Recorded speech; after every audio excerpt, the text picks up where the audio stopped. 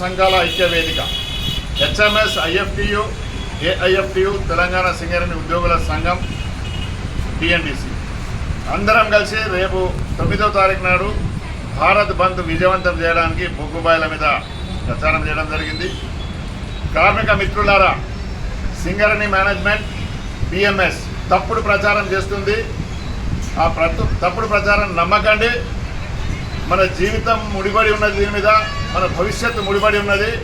రేపు సమ్మె జరగకపోతే మాత్రం బీజేపీ విర్రవీగుతుంది, బిఎంఎస్లు విర్రవీగుతారు, కార్మిక చట్టాలని పక్కన పోతాయి, హక్కులన్నీ కాలరాస్తాయి, మాట్లాడే అవకాశం ఉండదు.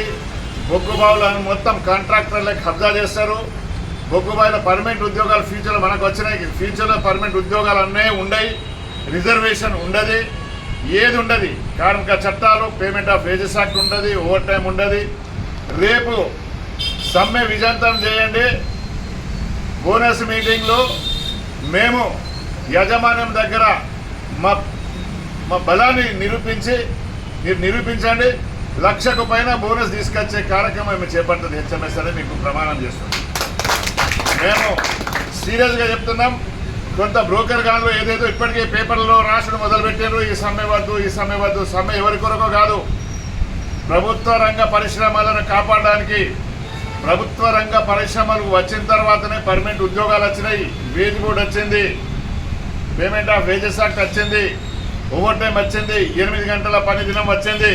ఇవన్నీ కాలరాస్తాయి. ఇప్పుడే 10 గంటల పని ఒకడంటాడు, 12 గంటల పని ఒకడంటుంటారు. 10 గంటల పని సింగరేణి కంపెనీలో అమలు కాకుండా చేసే బాధ్యత హెచ్ఎంఎస్తో పాటు మా సింగరేణి కార్మిక సంఘాల ఐక్య వేదిక ఛాలెంజ్ చేసి చెప్తున్నాం. అడుగు పెట్టనే బొగ్గుబాయిలో 8 గంటల డ్యూటీ ఉంటుంది, 10 గంటలు చెయ్యనివ్వము.